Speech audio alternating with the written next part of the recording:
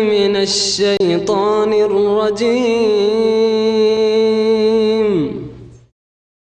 يسألك الناس عن الساعة قل إنما علمها عند الله وما يدريك لعل الساعة تكون قريبا. إن الله لعن الكافرين وأعد لهم سعيرا خالدين فيها أبدا لا يجدون وليا ولا نصيرا.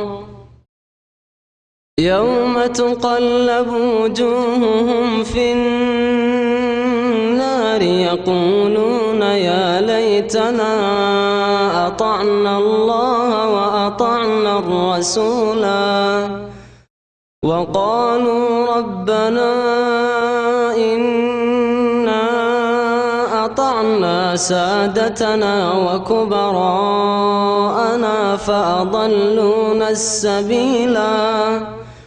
ربنا آتهم ضعفين من العذاب والعنهم لعنا كبيرا. يا أيها الذين آمنوا لا تكونوا كالذين آذوا موسى فبرأه الله مما قالوا وكان عند الله وجيها. يا أيها الذين آمنوا اتقوا الله وقولوا قولا سديدا يصلح لكم أعمالكم ويغفر لكم ذنوبكم ومن يطع الله ورسوله فقد فاز فوزا عظيما. إنا عرضنا الأمانة على السماوات والأرض والجبال فأبين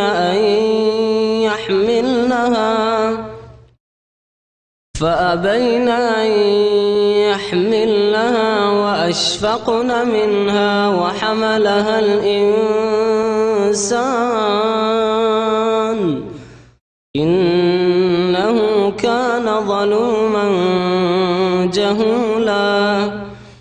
ليعذب الله المنافقين والمنافقات والمشركين والمشركات ويتوب الله على المؤمنين والمؤمنات وكان الله غفورا رحيما. السلام عليكم ورحمة الله وبركاته. إن الحمد لله نحمده ونستعينه ونستغفره ونعوذ بالله من شرور أنفسنا ومن سيئات أعمالنا. من يهده الله فلا مضل له ومن يضلله فلا هادي له وأشهد أن لا إله إلا الله وحده لا شريك له وأشهد أن محمدا عبده ورسوله صلى الله تعالى عليه وعلى آله وصحبه وسلم تسليما كثيرا. يا أيها الذين آمنوا اتقوا الله حق تقاته ولا تموتن إلا وأنتم مسلمون. يا أيها الناس اتقوا ربكم الذي خلقكم من نفس واحدة وخلق منها زوجها وبث منهما رجالا كثيرا ونساء واتقوا الله الذي تساءلون به والأرحام إن الله كان عليكم رقيبا. يا أيها الذين آمنوا اتقوا الله وقولوا قولا سديدا يصلح لكم أعمالكم ويغفر لكم ذنوبكم ومن يطع الله ورسوله فقد فاز فوزا عظيما. أما بعد فإن خير الحديث كتاب الله وخير الهدي هدي محمد صلى الله عليه وسلم وشر الأمور محدثاتها وكل محدثة بدعة وكل بدعة ضلالة وكل ضلالة في النار. أعوذ بالله من الشيطان الرجيم. بسم الله الرحمن الرحيم.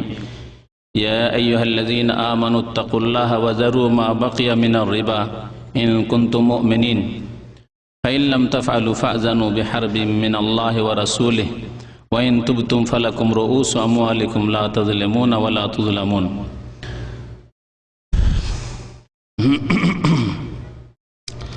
আল্লাহ পাক রব্বুল আলামিনের সমস্ত প্রশংসা যে আল্লাহ পাক রব্বুল আলামিন আমাদের জন্য পাক পবিত্র বস্তুকে হালাল করেছেন এবং খবিস নোংরা বস্তুকে আল্লাহ পাক আমাদের জন্য হারাম করেছেন।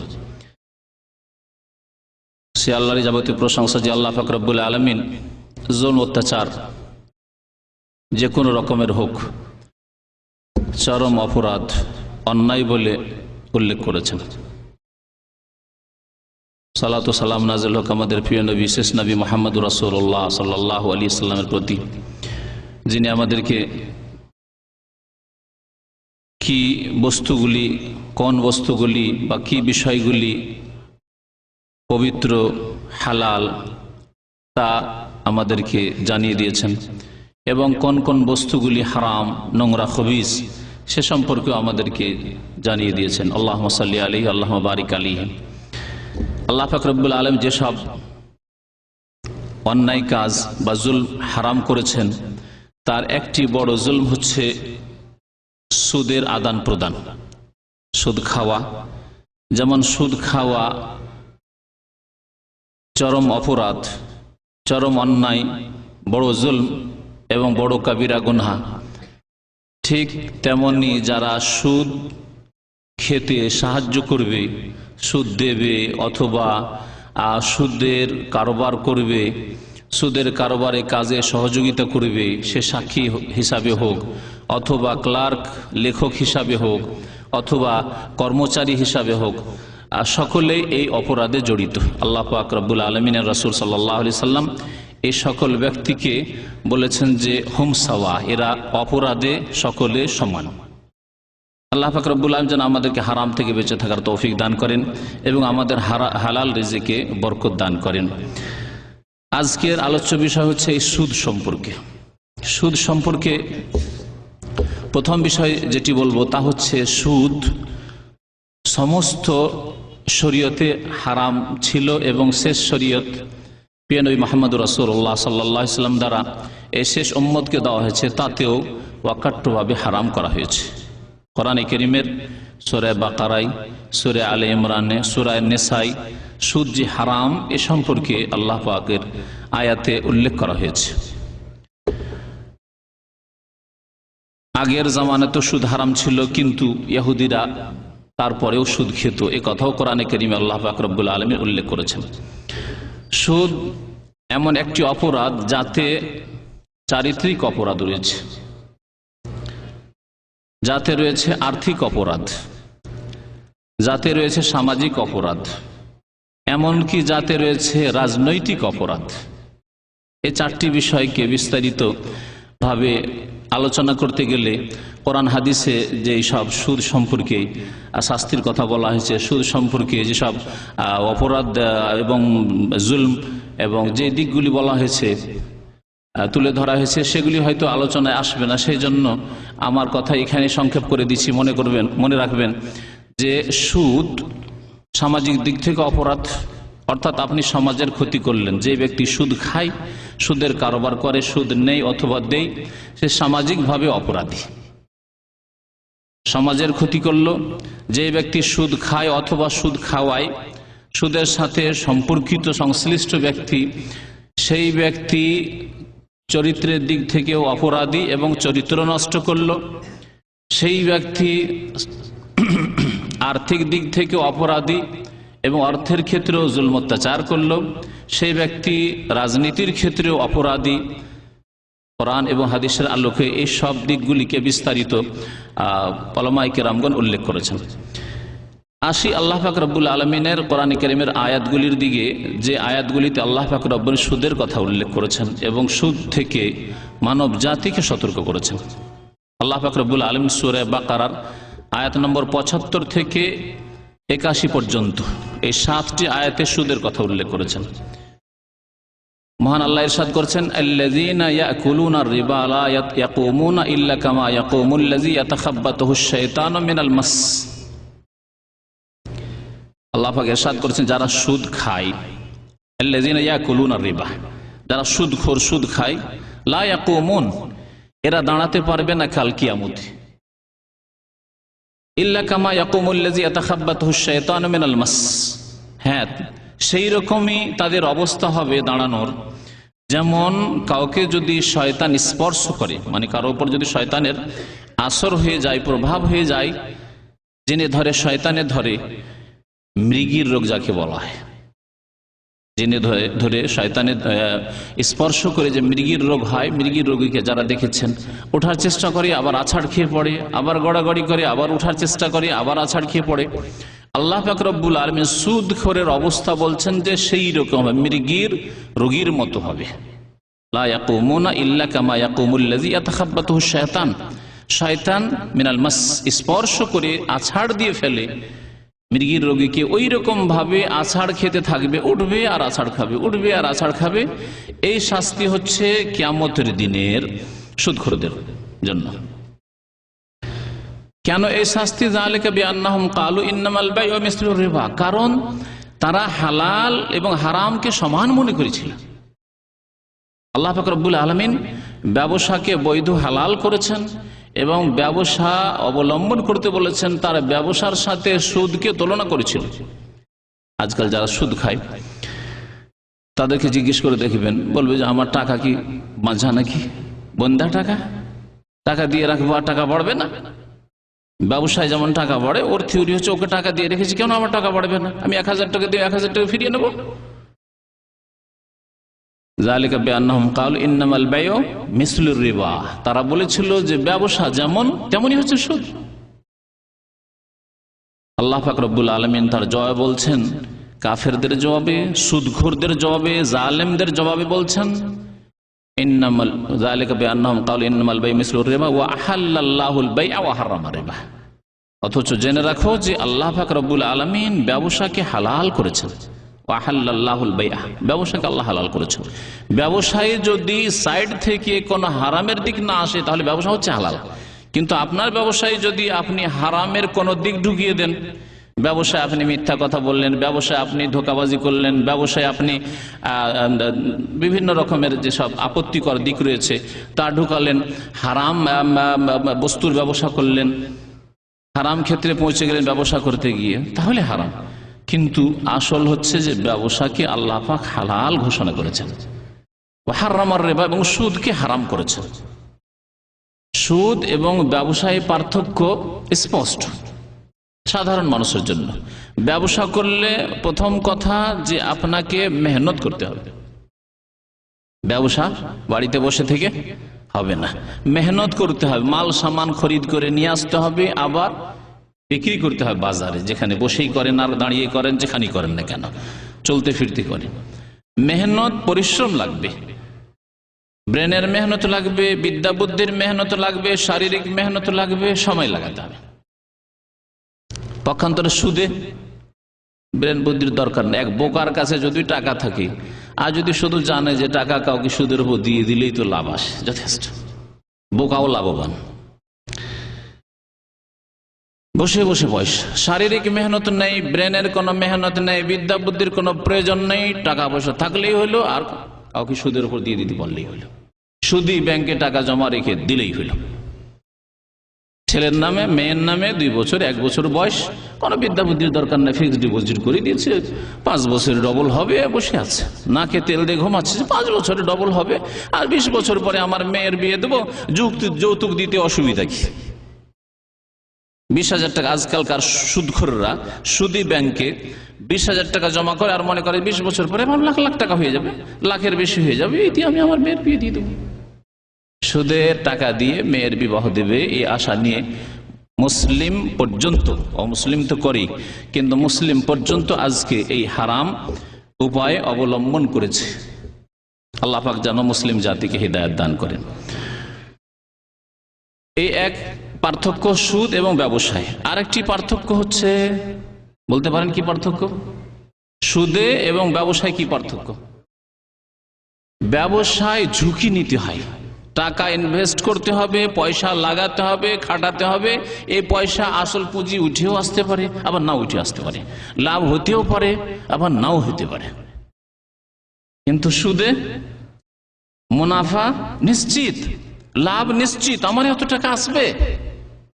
সে ব্যক্তি পর্যায়ের সুদ হোক আর কোন প্রতিষ্ঠানের মাধ্যমে সুদ হোক, সরাসরি ডাইরেক্ট যার কাছ থেকে সুদ খাচ্ছে তার কাছ থেকে, অথবা সুদী ব্যাংকের মাধ্যমে হোক, যে সুদী ব্যাংকে জমা দিলেন আর একজন গরিব কেউ সেখান থেকে লোন নিয়ে গেল, এই ইনডাইরেক্ট সুদ খাওয়া, সবগুলি অবস্থা হচ্ছে এইরকম।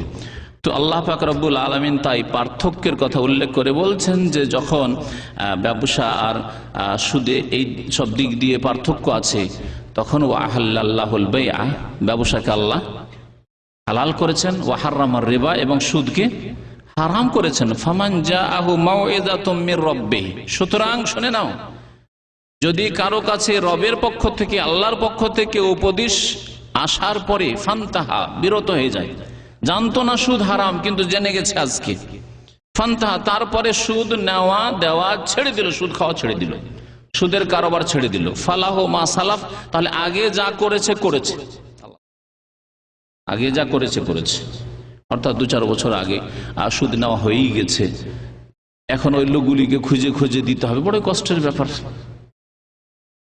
বড়ই মুশকিল ব্যাপার। এক মুশকিল যে লোকগুলি খুঁজে খুঁজে মনে রাখা কার কাছ থেকে কত টাকা সুদ খেয়েছি, এক বিষয়। আরেকটি বিষয় হচ্ছে যে যদি জানাও থাকে যে এই লোকগুলির কাছ থেকে সুদ খেয়েছি, কিন্তু যদি বলা হয় যে তোমার তওবার জন্য শর্ত হচ্ছে যে প্রত্যেকের টাকা ফিরিয়ে দেওয়া আবশ্যক, অপরিহার্য, ফরজ, তাহলে অনেকেই পুঁজিপতিরা তওবা করবে না, তওবাতে বাধা হয়ে দাঁড়াবে। লাখ লাখ টাকা আমি দিতে পারি, দিতেও পারবো না, যা যা হবে তা হবে, তওবা করবে না। এই জন্য আল্লাহ বলছেন ফালাহু মা সালাফ, যা আগে হয়েছে হয়েছে। জাহিলিয়াতের জামানায় অনেকেই যারা মুসলিম হয়েছিল নবী করিম সাল্লাল্লাহু আলাইহি ওয়াসাল্লামের জামানায়, তারা সুদ খেয়েছিল। তাদের একজন ছিলেন আব্বাস রাদিয়াল্লাহু তাআলা, বড় পয়সাওয়ালা মানুষ ছিলেন, ব্যবসায়ী মানুষ ছিলেন মক্কায়। আল্লাহ ফালাহু মা সালাফ ওয়া আমরুহু ইলাল্লাহ, তবে তার ফয়সালা আল্লাহ পাকের কাছে হবে।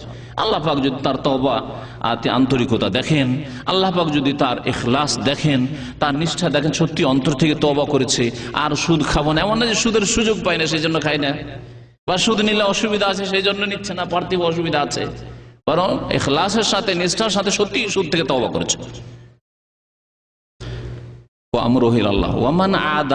কিন্তু কোন ব্যক্তি আল্লাহর উপদেশ আসার পরে যদি আবার ফিরে যায় সুদের দিকে, ওমান আদা, আবার সুদ খাওয়াই ফিরে যায়, ফাউলাইকা হুমুজ জালিমুন, আল্লাহ বলছেন তারাই জালেম। তারপর আল্লাহ পাক বলছেন ইয়ামহাকুল্লাহুর রিবা, সুদকে আল্লাহ পাক বিলুপ্ত করে দেন। সুদে দেখা যাচ্ছে যে কত টাকা বেড়ে গেল, 5 বছর পর ডবল, তাহলে 20,000-এ কত হয়ে গেল চক্রবৃদ্ধি আকারে। 5 বছরে যদি 20,000 জমা করলে 40,000 হয়, তাহলে 10 বছরে গিয়ে 40 কত হয়ে গেল, 80 হয়ে গেল।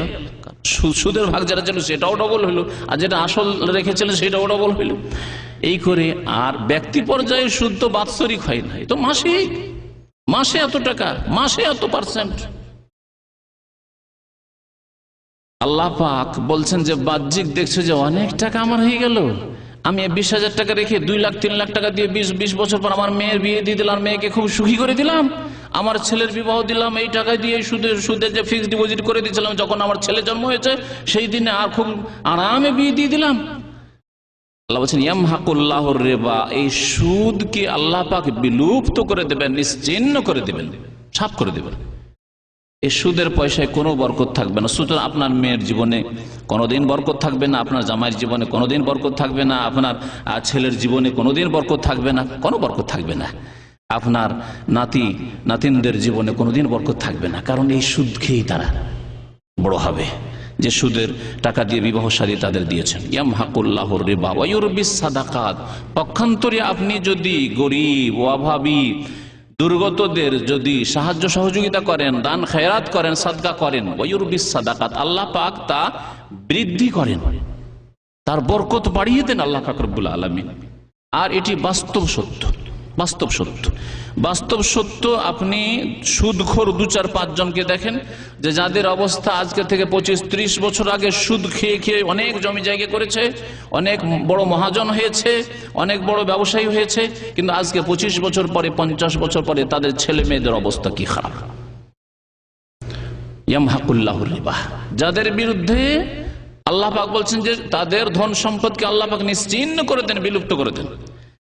আর আল্লাহ পাক তাদের বিরুদ্ধে যুদ্ধের ঘোষণাও করেছেন। রাসূলুল্লাহ সাল্লাল্লাহু আলাইহি ওয়াসাল্লামকে আল্লাহ পাক বলছেন তো যে তোমাকেও যুদ্ধের ঘোষণা করতে হবে, ফাআযানু বিহারবিন মিনাল্লাহি ওয়া রাসূলিহি। এই সমস্ত কথা এই আয়াতগুলিতে আছে। সেই আয়াতগুলি সবগুলির যদি তাফসীর করতে যাই তো তাতেই সময় শেষ হয়ে যাবে। সুতরাং এখানে সংক্ষেপ করে দিয়ে আমি এগিয়ে যাচ্ছি আর বলছি যে উলামায়ে কেরামরা বলেছেন যে কোরআনী আয়াতের আলোকে সুদে 5টি অপরাধ আছে, 5টি শাস্তির কথা আল্লাহ পাক বলেছেন। সুদ এত বড় অপরাধ যে যার কারণে আল্লাহ পাক রব্বুল আলামিন 5টি শাস্তির কথা কোরআনে কারীমে উল্লেখ করেছেন। সেই বিষয়গুলি আমি আপনাদের সামনে তুলে ধরছি। প্রথম কথা, আল্লাহ পাক রব্বুল আলামিন বলেছেন যে আজকে বললাম ইয়ামহাকুল্লাহুর রিবা, সুদের বরকতি আল্লাহ পাক রব্বুল আলামিন বিলুপ্ত করে দেবেন। সুদে কোনো বরকত নেই। সুদের পয়সা সামনে দেখতে বাড়ছে কিন্তু আসলে ধ্বংস হয়ে যাবে। ওয়ায়ুরবিস সাদাকাত ওয়াল্লাহু লা ইউহিব্বু কুল্লা কাফফারিন আসিম। দ্বিতীয় শাস্তি আল্লাহ পাক রব্বুল আলামিন হচ্ছে মৃগীর রোগীর মতো কিয়ামতের দিনে আছাড় খাবে, পড়বে আর উঠবে, পড়বে আর উঠবে। এই শাস্তি কিয়ামতের মাঠে হতেই থাকবে সুদখোরদের। আল্লাযীনা ইয়াকুলুনা রিবা লা ইয়াকুমুনা ইল্লা কামা ইয়াকুমুল্লাযী ইয়াতাখাব্বাতুহু শাইতানু মিনাল মাস, যে আয়াতের তাফসীর করা হয়েছে। তৃতীয় শাস্তি আল্লাহ পাক কোরআনে কারীমে উল্লেখ করেছেন ফাইন লাম তাফআলু, যে আয়াত আমি শুরুতে পাঠ করেছি। আল্লাহ পাক ইরশাদ করেছেন ইয়া আইয়ুহাল্লাযীনা আমানু লা তাকুলুর রিবা, ইয়া আইয়ুহাল্লাযীনা আমানু লা তাকুলুর রিবা, তোমরা সুদ খেও না। ইয়া আইয়ুহাল্লাযীনা আমানুত্তাকুল্লাহ, হে মুমিনগণ তোমরা আল্লাহকে ভয় করো। ওয়া যারু মা বাকিয়া মিনার রিবা, আর যা কিছু থেকে গেছে সুদের অংশ তা ছেড়ে দাও। কি অর্থ? অর্থাৎ যদি কোনোদিন সুদের কারবার করে থাকেন আর এখনো কিছু সুদের ভাগ বাকি আছে তাহলে সেটা ছেড়ে দাও, নিও না। এর অর্থ এই নয় যে আপনি জেনে শুনে আপনি সুদের কারবার শুরু করবেন, কিন্তু সুদের কারবার আগে ছিল, সে ব্যাংকের সাথে হোক অথবা কোনো ব্যক্তির সাথে হোক। ওয়াজারু মা বাকিয়া মিনার রিবা, আল্লাহকে ভয় করো এবং যা কিছু সুদের অংশ বাকি থেকে গেছে, অবশিষ্ট থেকে গেছে তা ছেড়ে দাও। তাহলে কোনো ব্যক্তির সাথে যদি সুদের ওপর চুক্তি হয়ে থাকে যে তোমাকে এত টাকা দিচ্ছি, তুমি বিদেশ যাচ্ছ, ঠিক আছে তোমাকে 50,000 টাকা দিচ্ছি, এতে আমাকে মাসে মাসে এত টাকা দিতে, তারপরে আপনি জানতে পারলেন যে সুদ হারাম, তাহলে যা কিছু সুদের চুক্তি হয়ে গেছিল জারু তা ছেড়ে দাও। তোমার আসল যে পুঁজি সেটা নিয়ে নাও তুমি। ইন কুনতুম মুমিনিন, যদি মুমিন হও, তাহলে যদি সুদ খাও তাহলে ঈমান থাকবে না। ইন কুনতুম মুমিন, আল্লাহ বলছেন ঈমানের চেতনা ফিরিয়ে নিয়ে এসে আল্লাহ পাক বলছেন যে যদি সত্যি মুমিন মুসলিম হও তাহলে জারু মা বাকিয়া মিনার রিবা, যা কিছু সুদ আছে ছেড়ে দাও। ব্যাংকের ক্ষেত্রে, কোনো প্রতিষ্ঠানের ক্ষেত্রে, সুদী প্রতিষ্ঠানের ক্ষেত্রে যদি সুদের চুক্তি হয়ে থাকে বা সুদ খাওয়ার জন্য সেই প্রতিষ্ঠানে টাকা রেখে থাকেন তাহলে কি করবেন? ছেড়ে দিবেন ব্যাংকে? ওলামারা বলছেন না, এই ক্ষেত্রে ব্যাংকে ছাড়া যাবে না। কারণ ব্যাংকে ছাড়লে দুই ক্ষতির এক ক্ষতি আছে। হয় সে ব্যাংকের অফিসার যারা সুদখোর, সুদের কর্মচারী, তারা নিজেরাই খেয়ে নেবে, যদি খাওয়ার মানে ক্ষমতা থাকে যে ভাঙিয়ে খেয়ে নেবে, তারা ব্যাংক থেকে উঠিয়ে খেয়ে নেবে, তাহলে খেয়ে নেবে তারা। আর যদি তা না হয় তো সেটি হয়তো বাতিল কাজে, গুনহার কাজে, শিরক কুফরের কাজে ব্যয় করা হবে, শিরকি প্রতিষ্ঠানে খরচ করা হবে ব্যাংক থেকে উঠিয়ে। সুতরাং দুই ক্ষেত্রে আপনার অপরাধ হবে, বাতিলের জন্য সহযোগিতা করা হবে। সুতরাং কোন সুদী প্রতিষ্ঠানে যদি টাকা জমা রেখে দিয়ে থাকেন আর সুদ যদি আসে, এটি একটি ক্ষেত্র হচ্ছে যে আপনি জানতেন না যে সুদ হারাম এবং সুদী প্রতিষ্ঠানের সাথে আদান প্রদান করা হারাম, সেই জন্য সুদী ব্যাংকে টাকা রেখেছিলেন হয়তো। অথবা আপনি বাধ্য, ইসলামিক প্রতিষ্ঠান নেই, ইসলামিক ব্যাংক নেই, ইসলামিক ব্যাংক না থাকার কারণে আর বাড়িতে টাকা পয়সা রাখতেও পারছেন না, আর এমন কিছু কিনে রাখবো এরকম সুযোগ সুবিধাও হচ্ছে না। টাকা থাকা বাড়িতে মানে বিপদ, টাকার বিপদ, জানের বিপদ, প্রাণের বিপদ। তাহলে সুদী প্রতিষ্ঠানে টাকা রাখেন, সুদী প্রতিষ্ঠান থেকে ওই সুদ উঠিয়ে নিয়ে গরিব অভাবীদেরকে দেবেন। এ হচ্ছে ফতোয়া, শুনে রাখেন সুদের পয়সা সম্পর্কে। ব্যাংকে ছেড়ে দেবেন না, না হলে বাতিলের কাজে খরচ হবে। সুদী প্রতিষ্ঠানে ছেড়ে দেবেন না, সেখান থেকে উঠিয়ে নিয়ে গরিব দুঃখী অভাবীদের অভাব দূর করবেন মুক্ত হওয়ার উদ্দেশ্যে, নেকির উদ্দেশ্য নয়। দান করার উদ্দেশ্য হচ্ছে, আসল উদ্দেশ্য হচ্ছে নেকি করা, আল্লাহর নৈকট্য লাভ করা। আপনি দান করছেন কি জন্য? আল্লাহর সন্তুষ্টির জন্য, আল্লাহর নৈকট্য লাভের জন্য, নেকি হাসিল করার জন্য হালাল পয়সার জন্য হইতে হবে, পবিত্র ধন সম্পদ হইতে হবে, খাবাইস দিয়ে হবে না। আর যদি খাবাইস দিয়ে, সুদ দিয়ে, ঘুষ দিয়ে, হারাম পয়সা দিয়ে কেউ দান খেরাত করে তাহলে নেকি হবে না, সুদের পয়সা হারাম।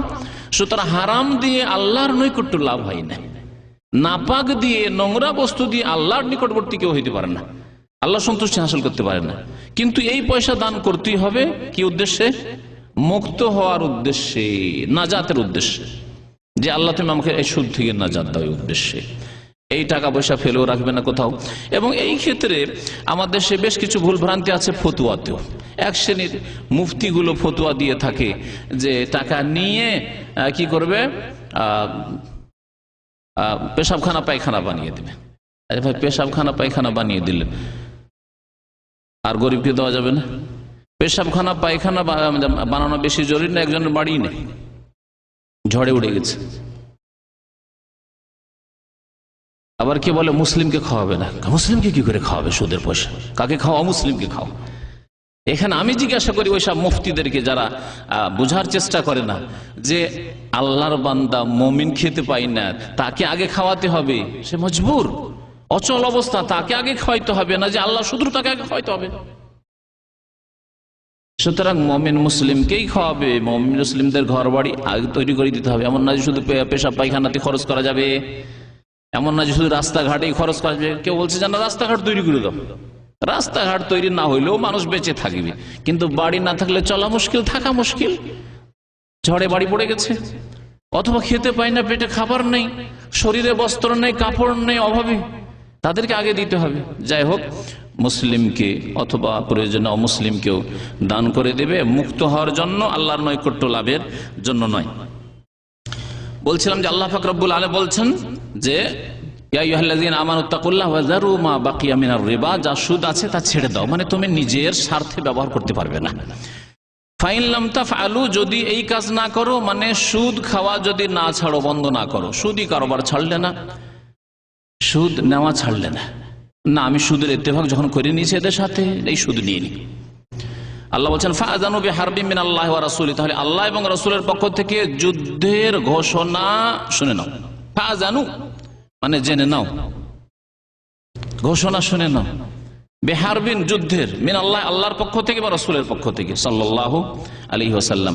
আল্লাহর পক্ষ থেকে যুদ্ধের ঘোষণা এর একটি অর্থ, রাসূল সাল্লাল্লাহু আলাইহি ওয়াসাল্লামের পক্ষ থেকে যুদ্ধের ঘোষণা এর আরেকটি অর্থ। আল্লাহর পক্ষ থেকে যুদ্ধের ঘোষণা মানে আযাবে ইলাহির ঘোষণা শুনে নাও, অপেক্ষা করো।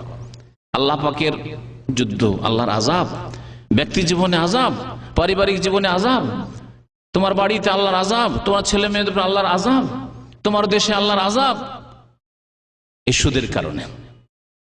জাতির ওপর আযাব সুদের কারণে, জাতি সুদে লিপ্ত হয়ে গেছে, সুতরাং আল্লাহর আযাব, আল্লাহর পক্ষ থেকে যুদ্ধের ঘোষণা হচ্ছে আযাবে ইলাহি। আসমান থেকে আযাব হোক, আর জমিন থেকে আযাব হোক, আর স্বাস্থ্যের উপর আযাব হোক, মহামারী দিয়ে আযাব হোক, বিভিন্ন রকমের আযাব। এ হচ্ছে আল্লাহ পাকের পক্ষ থেকে যুদ্ধের ঘোষণা। আর রাসূলুল্লাহ সাল্লাল্লাহু আলাইহি ওয়াসাল্লামের পক্ষ থেকে যুদ্ধের ঘোষণা হচ্ছে যে রাসূলুল্লাহ সাল্লাল্লাহু আলাইহি ওয়াসাল্লামের সামনে কেউ যদি সুদ থেকে তওবা না করে, সুদের উপর অটল থাকে, যেন আমি সুদ ছাড়তে পারবো না, মুসলিম হইলাম, কলেমা পড়লাম, নামাজ পড়বো, রোজা রাখবো, যাকাত দেবো, কিন্তু সুদ খাওয়া ছাড়তে পারবো না, তাহলে রাসূলুল্লাহ সাল্লাল্লাহু আলাইহি ওয়াসাল্লামকে হুকুম যে যুদ্ধের ঘোষণা করে দাও। এ হচ্ছে আয়াতের অর্থ।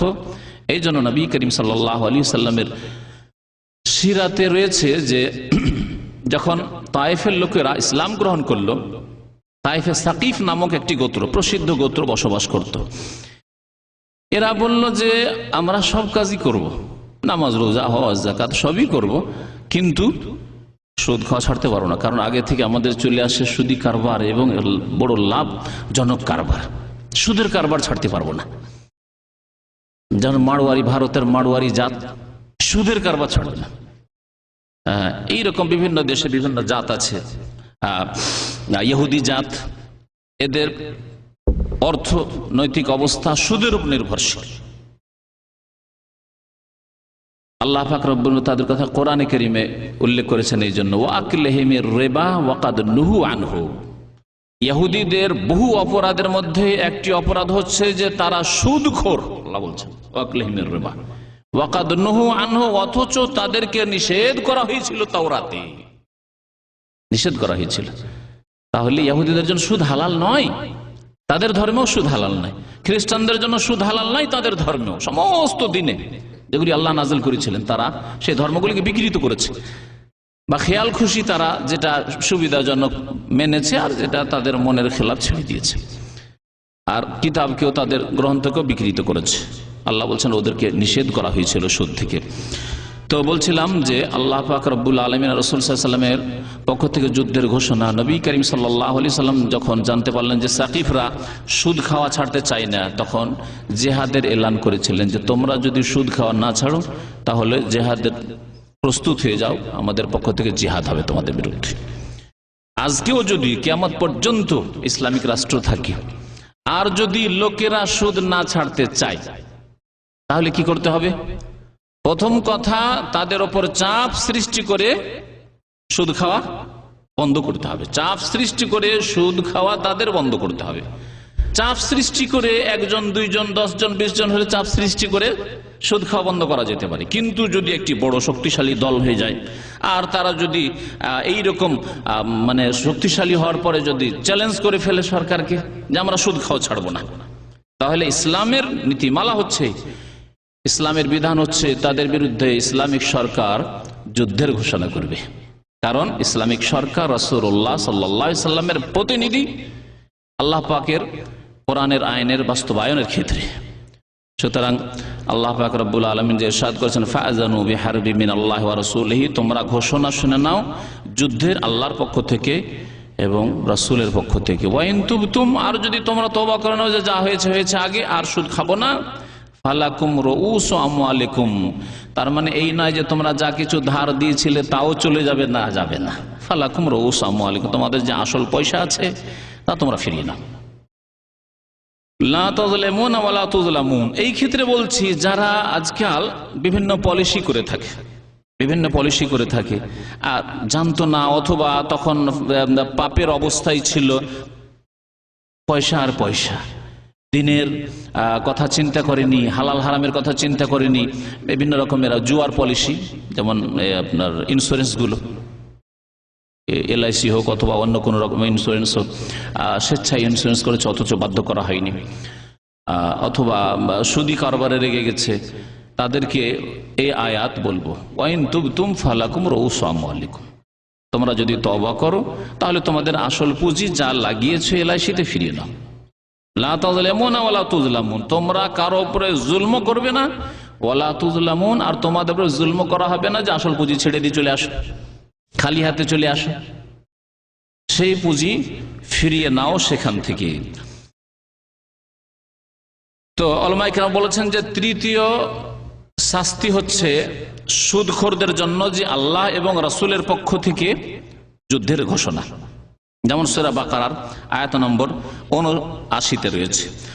চতুর্থ শাস্তির কথা আল্লাহ পাক উল্লেখ করেছেন, তা হচ্ছে হুকুমের শাস্তি, তা হচ্ছে এই সুদ খাওয়াকে কুফরি বলে আখ্যায়িত করেছেন আল্লাহ পাক রব্বুল আলামিন। সুদ খাওয়াকে কুফরি বলে, কি বলছেন? হ্যাঁ, 279 আল্লাহ পাক রব্বুল আলামিন বলছেন ওয়াল্লাহু লা ইউহিব্বু কুল্লা কাফফারিন আসিম, 276 আয়াতে। এই কয়েকটি আয়াতে বলেছি, আপনাদেরকে শুরুতে বলেছি যে 275 থেকে 281 পর্যন্ত সুদের আয়াতগুলি রয়েছে সূরা বাকারায়। তো আল্লাহ পাক রব্বুল আলামিন বলছেন যে ওয়াল্লাহু লা ইউহিব্বু কুল্লা কাফফারিন আসিম, আল্লাহ পাক রব্বুল আলামিন প্রত্যেক কাফের এবং পাপিষ্ঠ গুনাহগারকে ভালোবাসেন না। সুদের আলোচনা করার পরে, সুদখোরদের কথা বলার পরে বললেন তারা কে? তারা হচ্ছে কাফফার আর তারা হচ্ছে আসিম।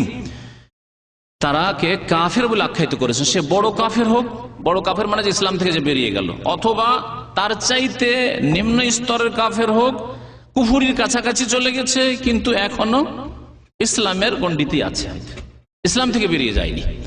এজন্য ইমাম বুখারী রহমতুল্লাহ আলাইহি বেশ কিছু হাদিস নিয়ে আসার পরে কিতাবুল ঈমানে বলছেন যে এই অধ্যায় হচ্ছে কুফরুন দুনা কুফরিন, বিভিন্ন স্তরের কুফরি রয়েছে, বিভিন্ন স্তরের কুফরি রয়েছে। কিছু কুফরি আছে যেগুলোকে কুফরি বলা হয়েছে, সেটি একেবারে বড় কুফরির কাছাকাছি পৌঁছে গেছে, আর সেগুলি হচ্ছে ছোট কুফরি।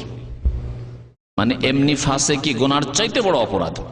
যেমন নবী করিম সাল্লাল্লাহু আলাইহি হাদিসে বলা হয়েছে যে সিবাবুল মুসলিম ফুসুকুন ওয়া কিতালুহু কুফরুন, মুসলিমকে গালি দেওয়া হচ্ছে ফাসেকি কাজ, মানে আল্লাহর নাফরমানের কাজ। ওয়া কিতালুহু, মুসলিমের বিরুদ্ধে কি করা? লড়াই করা, যুদ্ধ করা, মারামারি করা, মুসলিমদের মাঝে মারামারি করা। কুফরুন, নবী সাল্লাল্লাহু আলাইহি কুফরি, কুফরি মানে বড় কুফরি। বড় কুফরি যদি হয়তো আল্লাহ পাক রব্বুল আলামিন আবার সূরা হুজুরাতে বলেছেন ওয়াইন তাইফাতানি মিনাল মুমিনিনা ইকতাতালু, মুমিনদের দুইটি দল যদি আপোষে লড়াই লিপ্ত হয়ে যায়, তাহলে আল্লাহ মুমিনও বলছেন না, বলছেন লড়াই লিপ্ত হয়ে যায়। মুমিন না থাকলে কোথায় কাফের হয়ে যায়। এই জন্য এই দুই রকমের আয়াতের সমন্বয় হচ্ছে যে এই কুফরি হচ্ছে ছোট কুফরি, বড় কুফরির চাইতে নিচের, এবং এই কুফরি বড় কুফরির কাছাকাছি পর্যন্ত পৌঁছে দেয়, বড় কুফরির সীমানা বর্ডার পর্যন্ত পৌঁছিয়ে দেয়। আল্লাহ পাক রব্বুল আলামিন আরো বলেছেন আরেকটি আয়াতে যে ওয়াজারু মা বাকিয়া মিনার রিবা ইন কুনতুম মুমিন, যদি মুমিন হয়, যেমন বললাম। তাহলে যদি কেউ যদি সুদ খাওয়া না ছাড়ে, তাহলে ঈমানের ঝুঁকিতে থাকবে সে, ঈমান তার কুফরিতে চলে যাবে। তারপরে আল্লাহ পাক রব্বুল আলামিন আরেকটি আয়াতে বলেছেন ইয়া আইয়ুহাল্লাযীনা আমানু লা তাকুলু রিবা আদআফা মুদাআফা ওয়াত্তাকুল্লাহা লাআল্লাকুম তুফলিহুন, সূরা আলে ইমরান আয়াত নম্বর 130। হে মুমিনগণ, তোমরা চক্র বৃদ্ধি আকারে কি করবে না? সুদ খাবে না। তার মানে এই না যে চক্র আকার বৃদ্ধি যদি না, মানে চক্র বৃদ্ধি আকারে যদি না হয় তাহলে সুদ খাওয়া যাবে না, একটা খেলো সুদ। কিন্তু সেই জামানায় যদি এই যেহেতু এইরকম সুদ খেত মক্কার মুশরিকরা, সেই জন্য আল্লাহ পাক আদআফা মুদাআফা বলেছেন। কেমন সুদ খেত? চক্রবৃদ্ধি আকারে সুদ খেত তারা। সুদের ওপর টাকা দিয়েছে, 1000 টাকা দিলাম আর 6 মাসের জন্য দিলাম, এই তো তুমি এত টাকা সুদ দেবে। 6 মাস হয়ে গেল, তখন বলছে দাও টাকা দাও আর সুদ দাও। সে টাকা তো ভাই এখন দিতে পারছি না। আচ্ছা টাকা দিতে পারছো না তো এক কাজ করো, তোমার ওই যে সুদ আছে আর যে টাকা আমার দেওয়া আছে ওর ওপর এখন সুদ চালু। যেমন আজকাল ব্যাংকে তো এই সিস্টেমই আছে, সুদ, সুদের ওপর সুদ, সুদের ওপর সুদ। একে বলা হয়েছে আদআফা মুদাআফা। বাস্তব অবস্থা সুদ খাওয়ার এইরকম ছিল, সেই জন্য আল্লাহ পাক রব্বুল উল্লেখ করেছেন সুদ যদি কেউ না বাড়ায়, সময় চলে আসলো তারপর আর বাড়াইলো না, তারপরেও সুদ হারাম। ওয়াত্তাকুল্লাহ, তোমরা আল্লাহকে ভয় করো, লাআল্লাকুম তুফলিহুন, তাহলেই তোমরা রেহাই পাবে, মুক্তি পাবে। ওয়াত্তাকুন নার আল্লাতী উইদ্দাত লিল কাফিরিন, তারপর আল্লাহ বলছেন তোমরা সেই জাহান্নাম থেকে আত্মরক্ষা করো, বাঁচার চেষ্টা করো, যা তার জন্য তৈরি করা হয়েছে, কাফেরদের জন্য তৈরি করা হয়েছে। তাহলে বোঝা গেল সুদ খাওয়া যদি না ছাড়ো তাহলে কোথায় আসবে? ওইদাতিল কাফির, যে জাহান্নাম কাফেরদের জন্য তৈরি করা হয়েছে। যখন কাফের আল্লাহ পাক উল্লেখ করে তারপরে তাহলে সুদ খাওয়া কুফরি পর্যন্ত পৌঁছায়, এই 3টি আয়াত প্রমাণ করে। 5 নম্বরের শাস্তি হচ্ছে যে সুদখোর চিরকাল জাহান্নামী, চিরকালের জাহান্নামী, চিরকালের জাহান্নামী, এটি শাস্তি। আল্লাহ পাক যদি না দেন সেটি আল্লাহ পাকের রহমত, কিন্তু আল্লাহ পাক এই শাস্তির কথা উল্লেখ করেছেন। যেমন দুনিয়ার ক্ষেত্রে এরকম শাস্তি হয়ে থাকে, একজনকে ফাঁসির হুকুম হইল, হওয়ার পরে কিছু সুপারিশ হইলো বা কিছু হইলো, তারপরে আচ্ছা ঠিক আছে ফাঁসিটা তারা মাফ করে দেওয়া হলো, কিন্তু যাবজ্জীবন জেল, আচ্ছা না? তো আল্লাহ পাক রব্বুল আলামিনের বিধানে ওই রকমই সুদখোরের শাস্তি হচ্ছে যে চিরকাল সে জাহান্নামী। কিন্তু আল্লাহ পাক রব্বুল আলামিন তার যদি তৌহিদ ঠিক থাকে, দেখেন যে তার তৌহিদ ঠিক আছে, সে মুশরিক না, মুশরিক না, কবর মাজার সিজদা করার লোক নয়, সেই ব্যক্তি বেনামাজি না। কিন্তু আমাদের সমাজে পাওয়া মুশকিল এরকম, তাই না? আমাদের সমাজে সুদখোর, হ্যাঁ সুদ খাবে আর 5 ওয়াক্ত নামাজও পড়বে, এরকম পাওয়া আমার মনে হয় মুশকিলই আছে। কিন্তু হতে পারে কোন সমাজে, এক এক দেশের সমাজ এক এক রকম হতে পারে। এইরকম সমাজে যেখানে নামাজের গুরুত্ব রয়েছে, যেমন আরব দেশগুলিতে নামাজের গুরুত্ব আছে, কারণ তারা জানে যে নামাজ না পড়লে মুসলিম থাকে না, বড় কাফের হয়ে যায়, ছোট কাফের না, বড় কাফের হয়ে যায়, এই জন্য নামাজ পড়ে আর শুধু খেতে পারে। তো আল্লাহ পাক রব্বুল আলামিন, তারপরে এরা কবর মাজার পূজা করে না, শিরক করে না। তাহলে শিরক মুক্ত যদি থাকি আর 5 ওয়াক্ত নামাজ যদি থাকি আর সুদখোর হয়, তাহলে আল্লাহ পাক রব্বুল আলামিন মাফ করতে পারেন কোনদিন, এবং আযাব হালকা করতে পারেন, আযাব থেকে ফিরাতে পারেন জান্নাতের দিকে। তো আল্লাহ পাক রব্বুল আলামিন এই ক্ষেত্রে উল্লেখ করেছেন ওয়ামান আদা, যে ব্যক্তি সুদের দিকে ফিরে যায়, ফাউলাইকা আসহাবুন নার, তারা হচ্ছে জাহান্নামী, জাহান্নামের অধিবাসী, হুম ফিহা খালেদুন, এবং সেখানে তারা চিরকাল থাকবে। এই 5টি শাস্তির কথা আল্লাহ পাক রব্বুল আলামিন কোরআনে কারীমে উল্লেখ করেছেন সুদ সম্পর্কে। সুদ যে হারাম, এই হারাম হওয়ার হিকমত সম্পর্কে আল্লামা সালেহুল ফাওজান হাফিজাহুল্লাহ তাআলা তার একটি কিতাবে উল্লেখ করেছেন বেশ কয়েকটি কারণ সুদ কেন হারাম। কারণ অনেকে যুক্তি পেশ করে যে সব ক্ষেত্রে তো গরিবের কাছ থেকে সুদ খাই না, অনেক সময় এমন জায়গা থেকে সুদ খাচ্ছি। এক হচ্ছে গরিবের কাছ থেকে সুদ খাওয়া, তো গরিবের কাছ থেকে সুদ খেলে তারপরেও বলছে যে না, তোর তো উপকার করলাম, ও তো কখনো বিদেশ যেতে পারতো না, আমি তোকে টাকা দিয়ে বিদেশ পাঠাইলাম, তো উপকার তো করলাম, সুদ খেলাম। এইরকম যুক্তি অনেকে পেশ করে। আবার অনেকে বলে ঠিক আছে, আমি গরিবের কাছে সুদ খেলাম না, কিন্তু বড় বড় কোম্পানি, আজকাল বড় বড় ফ্যাক্টরির মালিকরা, এরা লাখ লাখ কোটি কোটি টাকার সুদ নেই, তারপরে এক দেশ আরেক দেশের কাছে, বিশ্ব ব্যাংকের কাছে সুদের উপর টাকা নেই, সুদি কারবার এগুলি করে। তার বলছে যে এরা তো আর পেটের অভাবে, এদের রক্ত চোষা কেমন করে হলো, এরা পেটের অভাবে সুদের উপর টাকা নেয়নি। সুতরাং এইগুলি সুদ আলাদা ধরনের সুদ। এই জন্য সুদ যে হারাম, সর্বপ্রকারের সুদ হারাম। সে গরিবের কাছ থেকে খান, সেও সুদ হারাম। পয়সাওয়ালার কাছ থেকে খান, বড় পুঁজিপতি তার ব্যবসাকে আরো কোটি কোটি টাকায় পরিণত করতে চায়, আরো বড় ব্যবসা করতে চায়, আর একটি সাইট খুলতে চায়, আরেকটি ফ্যাক্টরি খুলতে চায়, সেই জন্য সে সুদের উপর টাকা নিচ্ছে কোনো প্রতিষ্ঠান থেকে অথবা ব্যক্তির কাছে। সমস্ত ক্ষেত্রে সুদ হারাম। আল্লামা সালেহুল ফাওজান হাফিজাহুল্লাহ তাআলা সুদ হারামের হিকমত সম্পর্কে বলছেন যে প্রথম কথা, যে সুদ হচ্ছে বাতিল পন্থায় অন্যের ধন সম্পদ ভক্ষণ করা, যা আল্লাহ হারাম করেছেন। ইয়া আইয়ুহাল্লাযীনা আমানু লা তাকুলু আমওয়ালাকুম বাইনাকুম বিল বাতিল, হে মুমিনরা, তোমরা তোমাদের ধন সম্পদ বাতিল পন্থায়, একে অপরের ধন সম্পদ বাতিল পন্থায় ভক্ষণ করবে না। বাতিল পন্থায় ধন সম্পদ ভক্ষণ করা, চুরি, ডাকাতি, ছিনতাই, ঘুষ, সুদ, এই ধরনের যতগুলি রাস্তা আছে অবৈধভাবে, এমনকি বিবাহ শাদীর ক্ষেত্রে যৌতুক বাতিল পন্থায় ভক্ষণ, এই জন্য হারাম। সে বাধ্য হয়ে দিচ্ছে, মেয়ের বিবাহ দিতে হবে, বাধ্য করে দিয়েছেন তাকে। এইরকম আমাদের দেশের বরযাত্রী 100-200 বরযাত্রী, আর ওই 100 জন যে আপনার গ্রামের লোক নিয়ে যাচ্ছেন, বিয়ের 10 দিন পরে আপনার গ্রামের ওই লোকগুলি যদি ফুটপাতে ধর্ণা দিয়ে অনাহারে পড়ে থাকে, তবুও খেতে রাখবে না, রাখবে মেয়ের বাবা। কিন্তু আজকে মেয়ের বিবাহ হচ্ছে বাধ্য খেতে দিতে। এই জন্য এই বরযাত্রীর যে জাহিলি সিস্টেম আছে, এটি হিন্দুদের প্রথা, এটি মুসলিমদের, ইসলাম নয়। এইরকম বহু বিষয়গুলি রয়েছে যেগুলি হচ্ছে বাতিল পন্থায় অন্যের ধন সম্পদ ভক্ষণ করার অন্তর্ভুক্ত। এটি আমার জন্য হালাল, এটিকে হক পন্থায় আমি এর টাকা পয়সা নিচ্ছি না বাতিল পন্থায় নিচ্ছি। আপনাকে সরকার চাকরি দিয়েছে, বেতন দিচ্ছে, আর আপনি কারো কাজ করতে এসেছে, কাজ করার জন্য বলছেন না পয়সা দাও, তাহলে করে দেবো, এটি বাতিল পন্থায় খাচ্ছেন। কারণ আপনার এটি পারিশ্রমিক না, আপনার পারিশ্রমিক সরকার দিচ্ছে। তারপরে আপনি সাইড থেকে, কাস্টমার কাছ থেকে, লোকেরা যা আসছে, জনসাধারণ আসছে, তাদের কাছ থেকে আপনি পয়সা খাবেন, না হলে কাজ করে দেবেন, টেবিলের নিচে ফাইল পড়েই থাকবে, ফাইল আগে বাড়বে না কেন?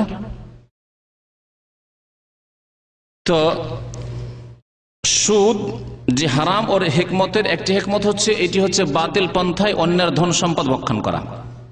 দ্বিতীয় কারণ হচ্ছে যে যারা অভাবী, দরিদ্র, দুর্গত, তাদের রক্ত চুষা,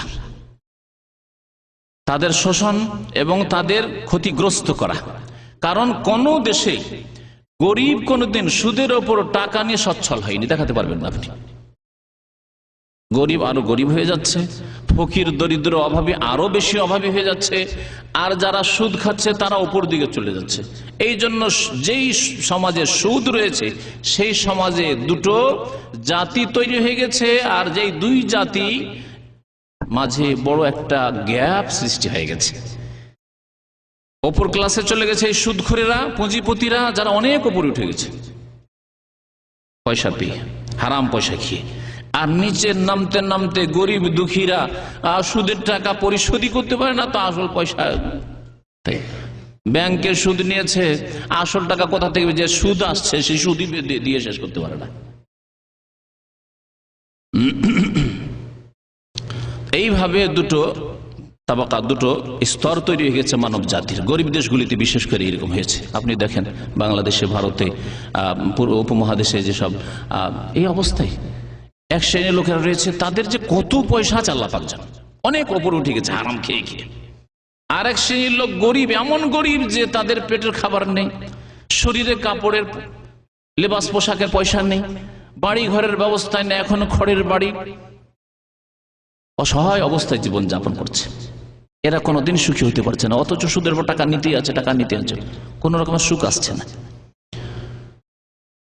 কিন্তু এই সুদি সিস্টেম যদি না থাকতো, বরং ইসলামিক নিজাম যদি থাকতো, ইসলামী নিজামের কথা সুদ থেকে রক্ষার উপায় শেষখানে উল্লেখ করব, তখন বলবো যে কিভাবে আমরা গরিব অভাবীদের সহযোগিতা করব।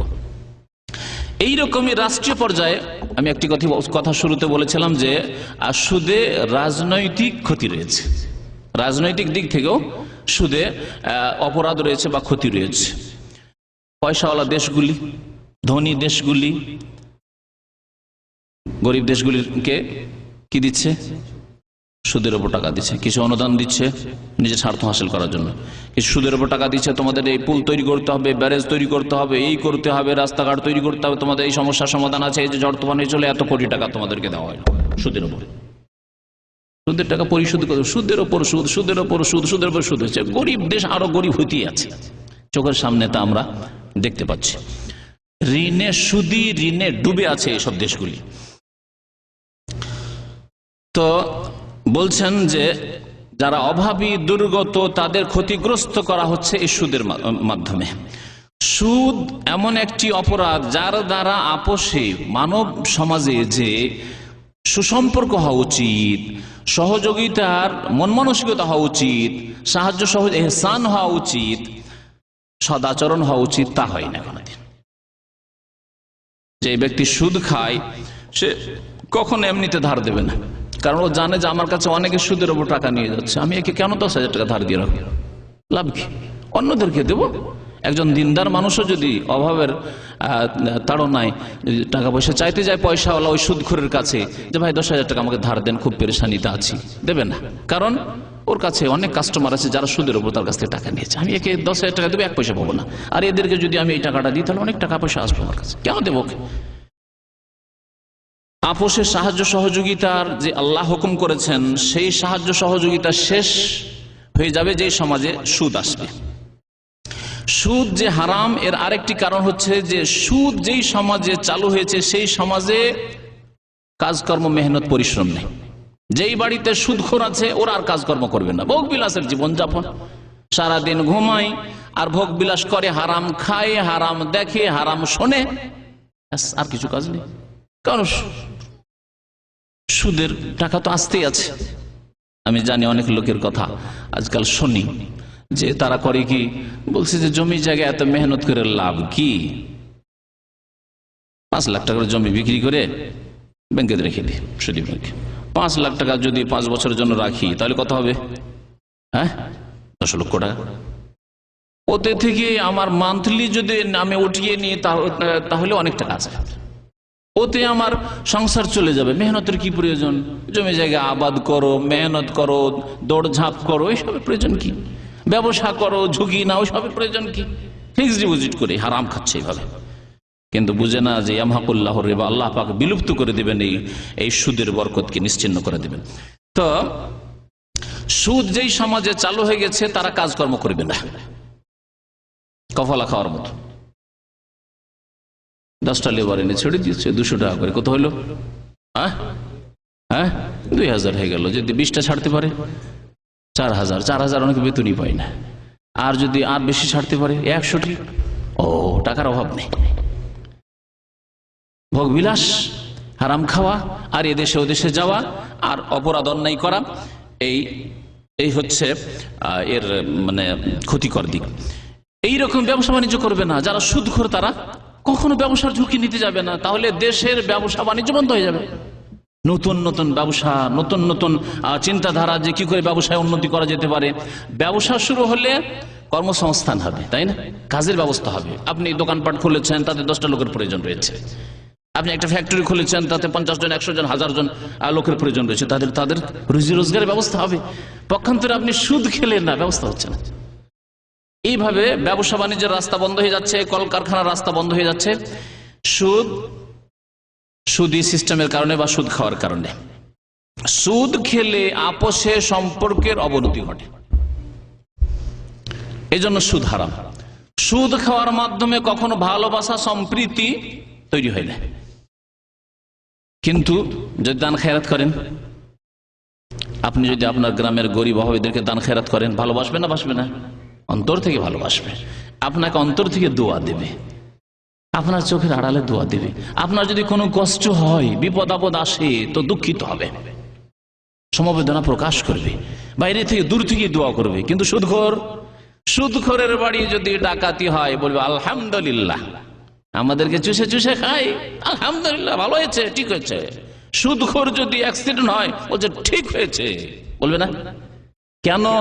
শত্রুতা দানা বেঁধে গেছে অন্তরে। সুদ দিতে দিতে দিতে গরিবদের, পয়সাওয়ালা পুঁজিপতিদের বিরুদ্ধে শত্রুতা মজবুত হয়ে গেছে, অত্যন্ত শক্তিশালী হয়ে গেছে। তো সুদ যে হারাম, এর পেছনে আরেকটি কারণ যে আপোষে সুসম্পর্ক হয় না, বরং শত্রুতা সৃষ্টি হয়। সুদ হারাম হওয়ার আরেকটি হেকমত বা কারণ হচ্ছে যে অল্প কিছু সংখ্যক লোকের হাতে গোটা দেশের পয়সা কুক্ষিগত হয়ে যায়। সুদ খাওয়ার কারণে গোটা শহরের দেখেন পুঁজিপতি লোক, মাত্র হয়তো 25-50 জন, 100 জন বা 200 জন, তাদের হাতে সমস্ত টাকাগুলি দেশে চলে এসেছে। আর গ্রামে যান, কারো কাছে 10,000 টাকা পাওয়া যায় না, 50,000 টাকা পাওয়া যায় না, কিছু নেই ওদের কাছে। কলকারখানা, ব্যবসা বাণিজ্য এই মাত্র দেশের 100 জন 200 জনের হাতে, ব্যাস, আর কিছু না, বাকি লোক সব অভাবী।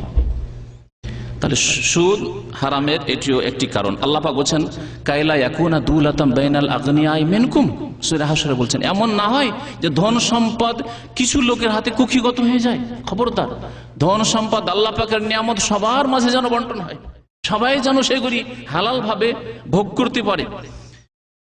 সুদ খেলে দান খায়রাতের রাস্তা বন্ধ হয়ে যায়, এহসানের রাস্তা ওই বন্ধ হয়ে যায়। উপকার করব, কারো সাহায্য সহযোগিতা করব, এই রকমের মনের কামনা বাসনা শেষ হয়ে যায়, তখন মানুষ সাহায্য সহযোগিতা করতে চায় না। এই বিভিন্ন কারণে সুদকে আল্লাহ পাক রব্বুল আলামিন হারাম করেছেন, রাসূলুল্লাহ সাল্লাল্লাহু আলাইহি ওয়াসাল্লাম সুদ থেকে সতর্ক করেছেন।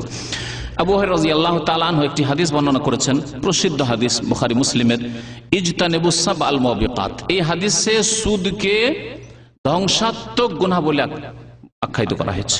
ধ্বংসাত্মক গুনাহ মানে এমন গুনাহ যা সুদখোরকে বা সুদের সাথে সংশ্লিষ্ট সকল ব্যক্তিকে ধ্বংস করে দেবে। মানুষের সতর্ক হওয়ার জন্য এতটুকু যথেষ্ট যে সুদ খেলে, সুদের কারবার করলে, সুদের উপর টাকা নিয়ে আসলে, আর সুদী প্রতিষ্ঠানে চাকরি করলে ধ্বংস করে দেবে এই গুনাহ, সর্বনাশ করে দেবে এই গুনাহ। নবী করিম সাল্লাল্লাহু আলাইহি ওয়াসাল্লাম বলেছেন ইজতানিবুস সাবাল মুবিকাত, তোমরা 7টি ধ্বংসাত্মক গুনাহ থেকে বেঁচে থাকো, সতর্ক থাকো। কালু ইয়া রাসূলুল্লাহ, সাহাবারা বললেন হে আল্লাহর রাসূল সাল্লাল্লাহু আলাইহি ওয়াসাল্লাম, ওয়া মা হুন্না, সেগুলি কি? কালা, নবী সাল্লাল্লাহু আলাইহি ওয়াসাল্লাম বলেন আশশিরকু বিল্লাহ, প্রথম হচ্ছে আল্লাহর সাথে শিরক করা, সবচেয়ে বড় অপরাধ। তাহলে যেই দেশে শিরক হবে সেই দেশ ধ্বংসের মুখে রয়েছে, ধ্বংসাত্মক গুনাহ, ধ্বংসকারী গুনাহ। এই জন্য আল্লাহ পাকের আযাব ওই সব দেশে সবচেয়ে বেশি, যেসব দেশে শিরক হচ্ছে, আল্লাহ ছাড়া অন্যকে সিজদা হচ্ছে, আল্লাহ ছাড়া অন্যকে ডাকা হচ্ছে, আল্লাহ ছাড়া অন্যের দিন মানে তৈরি করা মানবরচিত বিধান মানা হচ্ছে ইত্যাদি। ওয়াসসিহর, দ্বিতীয় অপরাধ হচ্ছে জাদু, কারণ জাদু ও কুফরি শিরকের সমতুল্য গুনাহ সিহর। তৃতীয় ধ্বংসাত্মক গুনাহ হচ্ছে ওয়াকাতুলুন নাফসিল্লাতী হারামাল্লাহু ইল্লা বিল হক, এমন ব্যক্তিকে হত্যা করা যাকে হত্যা করা আল্লাহ পাক হারাম করেছেন। কোন নির্দোষী ব্যক্তিকে হত্যা করা যাকে হত্যা করা আল্লাহ পাক হারাম করেছেন, যে কোনো ব্যক্তি হোক না, ব্যক্তি বলা হয়, শুধু মুমিন বলা হয়নি। সুতরাং যে কোনো ব্যক্তির রক্ত সম্মানিত, রক্ত সম্মানিত, এ হচ্ছে তৃতীয় বড় অপরাধ। কোরআনে কারীমে আল্লাহ পাক রব্বুল আলামিন শিরকের পরে উল্লেখ করেছেন হত্যার কথা। শিরকের সমতুল্য যেহেতু সেহর, জাদু, সেজন্য সেই আয়াতে উল্লেখ করা হয়নি সূরা ফুরকানে, ওয়াল্লাযিনা লা ইয়াদউনা মা আল্লাহি ইলাহান আখার ওয়া লা ইয়াকতুলুন, এখানে খুনের গুনাহকে 2 নম্বরে উল্লেখ করা হয়েছে। ওয়া আকলির রিবা, আর 4 নম্বরে উল্লেখ করা হয়েছে সুদ খাওয়াকে। সুদ খাওয়া হচ্ছে ধ্বংসাত্মক গুনাহ। 5 নম্বরে বলা হয়েছে ওয়াকলু মালিল ইয়াতিম, ইয়াতিমের ধন সম্পদ ভক্ষণ করা, ইয়াতিমের ধন সম্পদের তুসুরপাত করা, নষ্ট করা, বেশি খরচ করে দেওয়া, নিজের স্বার্থে ব্যবহার করা। মামার বাড়িতে মানুষ হয় ইয়াতিম ছেলে, চাচার বাড়িতে মানুষ হয় ইয়াতিম ছেলে, আরো টাকা পয়সাকে বেশি বেশি নিজের স্বার্থে ব্যবহার করে, বেশি করে খরচ দেখায়, হেফাজত করে না, যেইভাবে নিজের ছেলেকে মানুষ করে ওইভাবে এতিমকে মানুষ করে না। এতিমকে মাঠে ঘাটে তেড়ে দেয়, যা মাঠে যা, চাষের জমিতে যা, আর নিজের ছেলেকে পড়ায়, নিজের ছেলেকে ভালো স্কুলে পড়ায়। এতিমকে যা, একটা প্রাইমারি স্কুল আছে, পড়াশোনা হয় না, শিক্ষক অর্ধেক দিন আসে, অর্ধেক দিন আসে না মাসে, ওই স্কুলে তুই পড়, ওখানে পড় যা। এইসব জুলম অত্যাচার এতিমের ওপর আমাদের সমাজে হয়ে থাকে। চরম অপরাধ, ধ্বংসাত্মক গুনাহ হচ্ছে এতিমের ধন সম্পদকে নষ্ট করা। তারপরে 6 নম্বরে নবী করিম সাল্লাল্লাহু আলাইহি ওয়াসাল্লাম উল্লেখ করেছেন যুদ্ধের মাঠ থেকে পলায়ন করাকে। 7 নম্বরে বলেছেন সতী সাধ্বী নারীর ওপর মিথ্যা অপবাদ দেওয়া, এমনকি পুরুষের ওপর মিথ্যা অপবাদ দেওয়া। কিন্তু পুরুষের ওপর মিথ্যা অপবাদ দিতে গিয়ে একটু চিন্তা করতে হবে যে আমার কি হবে। সেজন্য সাধারণত হয়তো কেউ মিথ্যা অপবাদ দেয় না, অথবা নবী করিম সাল্লাল্লাহু আলাইহি ওয়াসাল্লাম এই জন্য উল্লেখ করেননি যে এগুলি ঘটনা কম ঘটে। পক্ষান্তরে মহিলাদের ওপর মিথ্যা অপবাদ দিলে ও কি করবে, ও কান্নাকাটি করা ছাড়া ওর কোনো উপায় নেই। নির্দোষী মহিলা, ওর উপর মিথ্যা অপবাদ দিয়ে দেওয়া হয়েছে, প্রতিশোধ নিতে পারছে না, এই জন্য বিশেষ করে সতর্ক করা হয়েছে। তো সুদ খাওয়া, সুদের আদান প্রদান করা ধ্বংসাত্মক গুনাহ, যা সব কিছুই ধ্বংস করে, ধন সম্পদকে ধ্বংস করে, পরিবারকে ধ্বংস করে, স্বাস্থ্যকে ধ্বংস করে, বিভিন্ন দিককে জীবনের।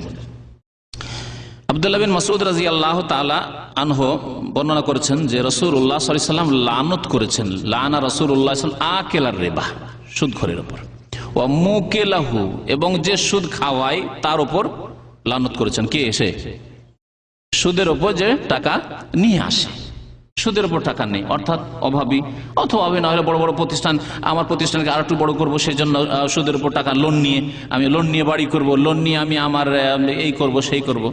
এরা তো যে সুদ খায় এবং যে সুদ খাওয়ায়, এই দুইজনের ওপর রাসূলুল্লাহ সাল্লাল্লাহু আলাইহি ওয়াসাল্লাম কি করেছেন? লানত করেছেন। লানত মানে অভিশাপ, অভিশাপ মানে আল্লাহর রহমত থেকে বঞ্চিত করার ঘোষণা, আল্লাহর রহমত থেকে মাহরুম, বঞ্চিত, যার উপর আল্লাহর রহমত হবে না, জান্নাতে যাবে না। নবী করিম সাল্লাল্লাহু আলাইহি ওয়াসাল্লাম একটি হাদিসে বলেছেন, কোন ব্যক্তি আল্লাহর রহমত ছাড়া জান্নাতে, লা ইয়াদখুলু আহাদুম মিনকুমুল জান্নাতা ইল্লা বিরাহমাতিহি, আল্লাহর রহমত ছাড়া কোন ব্যক্তি জান্নাতে যেতে পারবে না। নবী করিম সাল্লাল্লাহু আলাইহি ওয়াসাল্লামকে সাহাবারা জিজ্ঞাসা করে, ওয়ালা আনতা ইয়া রাসূলুল্লাহ, আপনিও নিজের আমল দিয়ে জান্নাত যেতে পারবেন না? আপনি আপনার দিনের খেদমত দিয়ে, দাওয়া এবং আপনার অসংখ্য মানুষ আপনার দ্বারা কুফরি থেকে, জাহান্নাম থেকে উঠে আসলো, তা দিয়ে আপনি জান্নাতে যেতে পারবেন না? ওয়ালা আনা, আমিও যেতে পারবো না। ইল্লা ইয়াতাগাম্মাদানি আল্লাহু বিরাহমাতিন মিনহু ওয়া ফাদল, আল্লাহর ফজল করমে, আল্লাহর রহমতে যদি আমাকে ঢেকে নেয় আল্লাহ পাক রব্বুল আলামিন, তাহলে আমি জান্নাতে যেতে পারবো, না হলে কোন ব্যক্তি নিজের আমল দিয়ে জান্নাতে যেতে পারবে না। কারণ একটি নিয়ামত সম্পর্কে আল্লাহ যদি বলেন তোমাকে দৃষ্টি শক্তি দিয়েছিলাম, এর বদলা কি দিয়েছো দাও, নামাজ দিয়ে কিনে নেবে, গেল অতি নামাজ গেল। তোমাকে ব্রেন বুদ্ধি দিয়েছিলাম, পাগল করিনি, চিন্তা শক্তি দিয়েছিলাম, বিদ্যা দিয়েছিলাম, এই নিয়ামতের হক আদায় করো, কি দেবেন? যাকাত দিয়ে দিলাম, রোজাগুলি দিয়ে দিলাম। এই করতে করতে দেখা যায় 2-4টা নিয়ামতের সমস্ত আমল শেষ।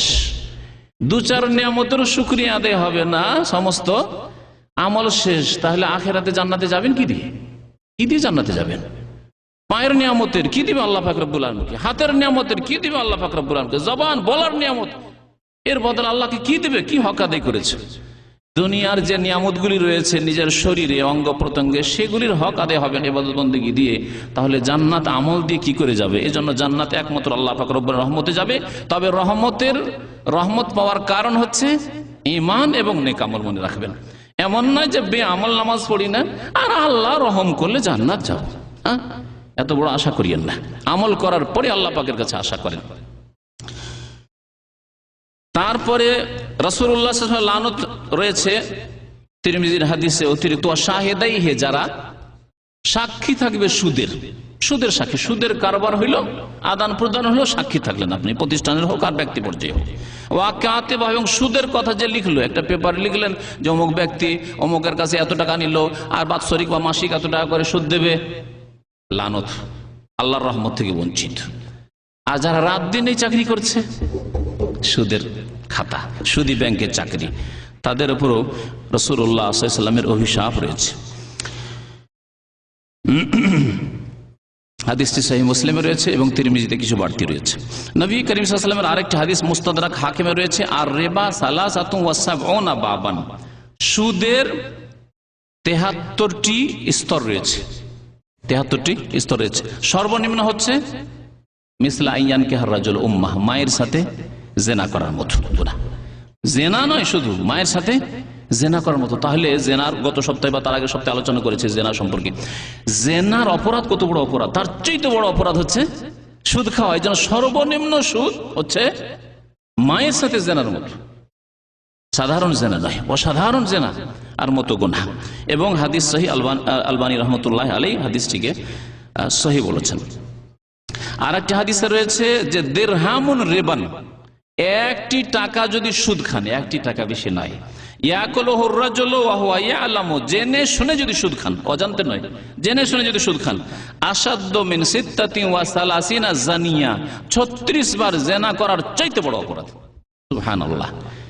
হাদিস জয়ীফ নয়, বরং হাদিস মুসনাদ আহমদে রয়েছে, তাবরানীতে রয়েছে। আল্লামা শেখ আলবানী রহমতুল্লাহ হাদিসটিকে সহিহ বলেছেন সহিহুল জামে নামক কিতাবে। নবী করিম সাল্লাল্লাহু আলাইহি ওয়াসাল্লামের আরেকটি হাদিস রয়েছে, আর রিবা ওয়াইন কাসরা ফাইন আকিবাতাহু ইলা কুল্লিন। যদিও মনে হয় যে সুদ খেয়ে অনেক টাকা হয়ে গেল, সুদের উপর টাকা রেখে ফিক্সড ডিপোজিট করে অনেক টাকা পয়সা হইল, কিন্তু শেষ পরিণাম তার কমে যাওয়া, ঘাটতি, মাইনাস হওয়া, কমবে, একদিন ধ্বংস হয়ে যাবে, নিশ্চিহ্ন হয়ে যাবে। নবী করিম সাল্লাল্লাহু আলাইহি ওয়াসাল্লামের ভবিষ্যৎবাণী। ইবনে মাসউদ রাদিয়াল্লাহু তাআলা হাদিসটি বর্ণনা করেছেন এবং মুস্তাদরাক হাকিমে রয়েছে। হাদিসটি আল্লামা নাসিরউদ্দিন আলবানী রাহমাতুল্লাহ সহিহ বলেছেন। আরেকটি হাদিসে রয়েছে, ইজা যাহারা জিনা ওয়ার রিবা ফি ক্বরিয়াতিন ফাকাদ আহাল্লু বিআনফুসিহিম আযাবাল্লাহ। যখন কোন দেশে, কোন শহরে, কোন গ্রামে জিনা ব্যভিচার হতে লাগবে এবং সুদ খাওয়া শুরু হবে, ফাকাদ আহাল্লু বিআনফুসিহিম আযাবাল্লাহ, আল্লাহর আযাব তখন নিজেদের উপর তারা ডেকে নিয়ে আসবে। সুবহানাল্লাহ। আল্লাহর আযাব সেই দেশের উপর আসবে, আল্লাহর আযাব সেই সমাজের উপর আসবে, সেই গ্রামে আসবে যেই গ্রামে জেনা হবে, যেই গ্রামে সুদ খাওয়া হবে। এই জন্য দেখা যাচ্ছে আযাব আর আযাব। আজকে দেখছেন না, পশ্চিমে আযাব, পূর্বে আযাব। 150 ফ্লাইট একদিনে উঠতে পারলো না। কি আল্লাহর আযাব, কি আল্লাহর আযাব। এসব খবর আপনাদের কাছে আছে। সুদ সবচেয়ে বড় অপরাধ, জেনার মতো অপরাধ সেসব দেশে অপরাধী মনে করা হয় না, বরং সুদকে মনে করা হচ্ছে যে আর্থিক সমস্যার সমাধান। যদিও এই ক্ষেত্রে তারা ফেলিওর হয়ে যাচ্ছে, তারপরেও মানতে তারা রাজি হচ্ছে না। তাবরানীর হাদিস এবং মুস্তাদরাক হাকিমের হাদিস, আল্লামা নাসিরউদ্দিন আলবানী হাদিসটিকেও সহিহ বলেছেন। এছাড়া নবী করিম সাল্লাল্লাহু আলাইহি ওয়াসাল্লামের হাদিস, জেনার ক্ষেত্রে শুনে সেই হাদিস আছে, সুদখোরকে দেখেছেন নবী করিম কি অবস্থায়, মনে আছে? হ্যাঁ, রক্তের নদীতে হাবুডুবু করছে, যেমন বেরিয়ে আসার চেষ্টা করছে, তখন ফেরেশতা আঘাত করছে পাথর দিয়ে, আবার ভিতরে ধাক্কা খেয়ে চলে যাচ্ছে। নবী করিম সাল্লাল্লাহু আলাইহি ওয়াসাল্লামকে শেষখানে জিবরাইল বললেন, ওয়াল্লাযী রাআইতাহু ফিন নাহরি আকিলুর রিবা, ওই নহরে, রক্তের নহরে যে হাবুডুবু করতে দেখলেন সে হচ্ছে সুদখোর। রাওয়াহুল বুখারী, সহিহ বুখারীর হাদিস। আল্লাহ পাক রব্বুল যেন আমাদেরকে সুদ থেকে বেঁচে থাকার তৌফিক দান করেন। সুদ থেকে বাঁচবো কেমন করে আমরা সমাজকে বাঁচবো। প্রথম কথা নিজে বাঁচতে হবে, কু আনফুসাকুম ওয়া আহলিকুম, নিজের পরিবার, ছেলে মেয়েদের বাঁচাতে, ভাই বোনদের বাঁচাতে হবে, আত্মীয় স্বজনকে বাঁচাতে হবে, দেশকে বাঁচাতে হবে সুদ থেকে। প্রথম কথা, সুদ থেকে বাঁচাতে হলে আমাদেরকে কর্জে হাসানা দিতে হবে। কর্জ সম্পর্কে, ঋণ সম্পর্কে এর আগে বিস্তারিত দুটি আলোচনা হয়েছে। ঋণ আদান প্রদান করেন, বিশ্বস্ত ব্যক্তিকে ঋণ দেন এবং নিজে বিশ্বস্ত হওয়ার চেষ্টা করেন। ঋণ পাওয়ার জন্য ইমানদার হওয়ার চেষ্টা করেন, আল্লাহকে ভয় করেন এবং যত সময় ঋণ নিয়ে ফিরিয়ে দেন। ইনশাআল্লাহ তাআলা অনেকে আছে যারা আপনাকে আত্মীয় স্বজন বা দিনী ভাই, মুমিন ভাই, মুসলিম ভাই, আপনার দিন দরুদি ভাই, সে আপনাকে ধার দেবে। সুতরাং ধার দেওয়া নেওয়া করলে এই সুদি সিস্টেম ধীরে ধীরে সরে যাবে। এইরকমই যারা অসচ্ছল ব্যক্তি তাদেরকে একটু সময় দেন, ছাড় দেন। পয়সা দিতে পারছে না, ছেড়ে দেন, তারপর সুদ লাগিয়ে দিয়েন না, ঠিক আছে, যখন হবে তখন দিন, চেষ্টা করেন দেওয়ার। না দিতে পারলো, দেখছেন একেবারে অভাবী, তাহলে দান খয়রাত করে দেন, আল্লাহ পাক যেমন কোরআনে কারীমে হুকুম করেছেন। তৃতীয় উপায় হচ্ছে যে বিভিন্ন ক্ষেত্রে সহযোগিতা করা, সাহায্য সহযোগিতা করা। দান খয়রাত করে বলছি না, এটা বলছি না যে ধার দিয়ে, বরং ভিন্ন রকমের সহযোগিতা। কেমন সহযোগিতা? আচ্ছা, এই লোকগুলি, দেশের লোকগুলি সুদে কেন লিপ্ত হচ্ছে? নিজের অভাব দূর করার কারণে। হ্যাঁ, অভাব দূর করতে গিয়ে অভাব দূর করতে পারছে না, খেতে পাচ্ছে না। কেন খেতে পাচ্ছে না? কাজের ব্যবস্থা নেই। দিন মজুর করতে গেলে 50 টাকা পায়, তাতে হয় না তার। তাহলে কাজের ব্যবস্থা, ফ্যাক্টরি খুলে গার্মেন্টস খুলেন, বিভিন্ন রকমের বিদেশ থেকে ওই মাল সামান না আনিয়ে দেশে ব্যবস্থা করেন, যাতে করে কাজ ভালো পায় এবং ইনকাম ভালো করতে পারে। তারপরে ছেলে মেয়েদের লেখাপড়া করাতে গিয়ে হিমশিম খাচ্ছে, পয়সা জুটাতে পারছে না, সেই জন্য লেখাপড়ার পয়সা যেন লাগে ফ্রি করে দেন। মাধ্যমিক পর্যন্ত, উচ্চ মাধ্যমিক পর্যন্ত, কলেজ লেভেল সব ফ্রি, বই ফ্রি করে দেন, পড়াশোনা ফ্রি, যাতায়াত স্কুলে যাবে ফ্রি। এইভাবে যদি ফ্রি করে দেওয়া হয় তাহলে এই গরিব লোকগুলি সুখী। আজকে দেখেন সৌদি আরবে অন থেকে শুরু করে পিএইচডি পর্যন্ত লেখাপড়া সব ফ্রি। সুবহানাল্লাহ। হয়তো অনেকে জানেন না, ক্লাস 1 থেকে শুরু করে পিএইচডি ডক্টরেট পর্যন্ত লেখাপড়া সব কিছুই free. Medical science, doctor, MBBS হবে, স্পেশালিস্ট হবে, সব ফ্রি, যদি পড়াশোনার মতো শক্তি থাকে, ব্রেন যদি থাকে। বিদেশে যাবে পড়ার জন্য, বিদেশে পড়বে ফ্রি। এমন সাবজেক্ট পড়ার জন্য হয়তো বিদেশ যাবে, এখানে পড়াশোনার চাইতে ওখানে পড়াশোনা ভালো মনে করছে, ঠিক আছে যাও পড়ে আসো, ফ্রি, সরকারের খরচ। এইভাবে যদি মুসলিম সরকার অথবা দেশের লোকেরা, পয়সার লোকেরা যদি সহযোগিতা করে একে অপরের, তাহলে সুদের উপর টাকা নিতে যাবে না। সুদের উপর টাকা না নিতে গেলে আর ওই পয়সাওয়ালা যারা সুদখোর, তারা সুদ দেওয়ার জায়গা পাবে না। কাকে সুদ দেবে? নেবে না কেউ। আল্লাহ পাক যেন বোঝার তৌফিক দান করেন, আল্লাহ পাক আমাদেরকে আমল করার জন্য তৌফিক দান করেন। সুদের মতো পাপ থেকে আল্লাহ পাক আমাদেরকে, আমাদের সমাজকে, আমাদের দেশকে যেন বাঁচিয়ে রাখেন, রক্ষা করেন। আমিন ইয়া রাব্বাল আলামিন। সাল্লাল্লাহু আলা নবিয়িনা মুহাম্মদ ওয়া আলা আলিহি ওয়া সাহবিহি আজমাইন। ভাই বলছেন যে আমি ব্যাংকে টাকা জমা রাখলাম, না রেখে উপায় নেই, কারণ বাড়িতে রাখলে বলা হয়ে গেছে, বলা হয়ে গেছে, তো এর উত্তর হয়ে গেছে, তো আগে লিখেছেন হয়তো। নেবেন সুদের টাকা। ইসলামী ব্যাংক আছে, বাংলাদেশে হলে ইসলামী ব্যাংক আছে। ইসলামী ব্যাংক থাকা সত্ত্বেও সুদী ব্যাংকে টাকা রাখা জায়েজ নয়। বাংলাদেশ ব্যাংকে যে তারা যে হ্যাঁ, তারা ব্যবসা করে। সুদ আল্লাহ কি বললেন? হারাম, কিন্তু ব্যবসা হালাল। মুদারাবা ব্যবসা, অর্থাৎ আমার টাকা আছে কিন্তু ব্যবসা করার বুদ্ধি নেই, ব্যবসার টেকনিক বুঝি না আমি, তাহলে আমি ব্যাংকে দিয়ে দিলাম, ইসলামী ব্যাংকে দিলাম যে বাবা তোমরা ব্যবসা করো, আর ব্যবসা করে লাভ লস যা হয়, লস হলে আমি শরিক থাকবো, আর লাভ হলে আমাকে যা লাভ হয় লভ্য অংশ থেকে দেবে। কিন্তু এই শর্ত স্বীকার করে নিতে হবে তাতে যে লস হলে আমি লস মেনে নেব এবং লসেও আমার ভাগ থাকবে। এর নাম হচ্ছে মুদারাবা। কোনো ব্যক্তিকে দেন, প্রতিষ্ঠা দেন, আমার টাকা আপনাকে ব্যবসা করতে দিলাম, ব্যবসায় লাভ হলে লাভ দেবেন, লস হলে লস, লভ্য অংশ থেকে। আর সুদ হচ্ছে না, আমি টাকা দিলাম আপনাকে, এত টাকা আমি নেব, আপনার লাভ হইল লস হলো ওইসব শোনারও আমার প্রয়োজন করে না, আর দেখারও প্রয়োজন না, তদন্ত করার দরকার নেই। সুদ হারাম এবং ব্যবসা হালাল। ইসলামী ব্যাংক ব্যবসা করে।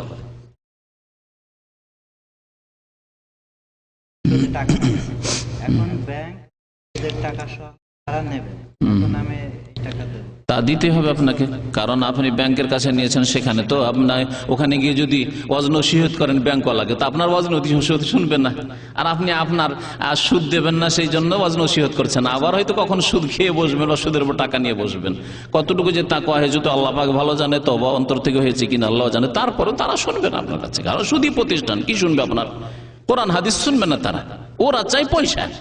সুতরাং এই তাড়াতাড়ি করে সুদ থেকে মুক্ত হয়ে, পয়সা দিয়ে সেখান থেকে মুক্ত হয়ে যান এবং তওবা করেন যে জীবনে আমি আর ওই সুদী ব্যাংকের মুখ দেখব না। এটি হচ্ছে সংশোধন আপনার। নামাজ পড়ে না, তার সহযোগিতার প্রয়োজন। এখন সুদ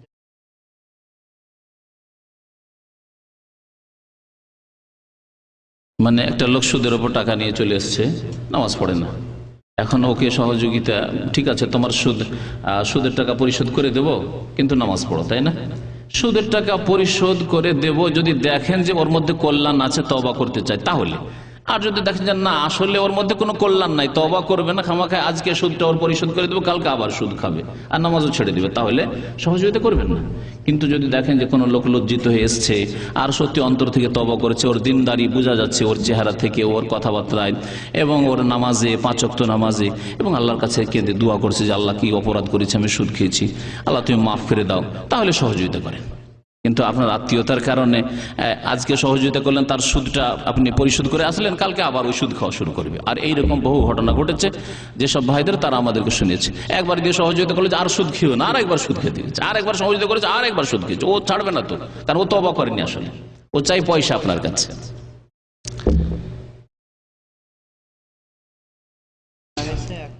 বছর হয়েছে, এখন কি টাকা উঠিয়ে নেবে কি এটা? ইসলামী ব্যাংকে কেমন করে ডিপিএস করা হয়েছে তা আমি বুঝি না অত, কিন্তু ইসলামী ব্যাংক যখন ওরা বলছে লাভ লসের ঝুঁকি থাকতে হবে প্রথম কথা। শুধু বলছেই না, আপনাকে একটু বিবেক বিবেচনা করতে হবে। লাভ লসের যদি ঝুঁকি থাকে, যে তারা বলে যে লসও হইতে পারে, লসে শরিক হইতে হবে, আর যদি বলে না নিশ্চিত নিশ্চিত লস নেই আপনার, আপনার লাভ আর লাভ, তাহলে সুদী ব্যাংক, যদিও লেভেল ইসলামী হোক না কেন। জি, ওরা যদি এরকম বলে যে আমরা অনেক টাকা খাটাই, সুতরাং যদি একটি ক্ষেত্রে আমার লস হয়ে যায় তো 10টি ক্ষেত্রে আমার লাভ আসে দিয়ে আমরা কভার করিনি, এইরকম যুক্তিগুলো ওরা পেশ করে।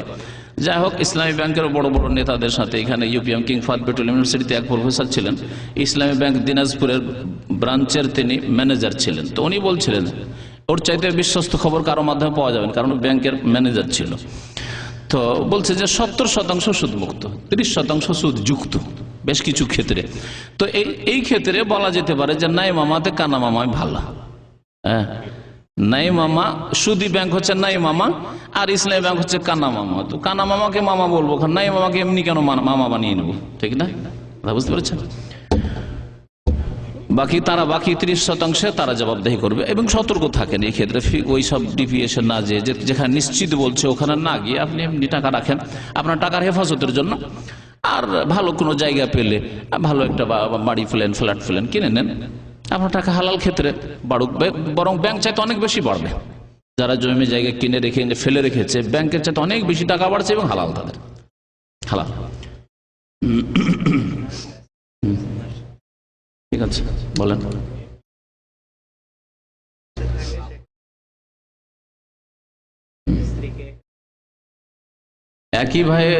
একই বাড়িতে 3 ভাই বসবাস করে, আর অন্য ভাইয়ের ছেলেরা নাবালক হলে তো অসুবিধা নেই। ছেলের চাইতে বড় বিপজ্জনক হচ্ছে যে ছেলের বাবারা 3 ভাই একসাথে বসবাস করে, আর 3টা বউ তাদের সামনে ঘুরছে।